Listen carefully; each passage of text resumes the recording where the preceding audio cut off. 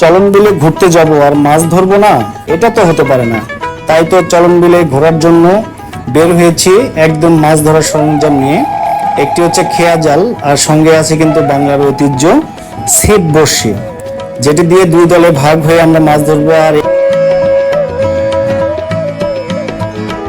এদিকে প্রতিযোগিতা ফার্স্ট হওয়ার জন্য খুব সুন্দরভাবে জাল নদীতে ফেললো। আর এদিকে বড়শি দিয়ে তো টপটপ মাছ ধরা হচ্ছে, একদম টাটকা মাছ। এটি হচ্ছে নাটোরের চলন বিল। এই চলন বিলে মাছ ধরার জন্য কিন্তু বিখ্যাত।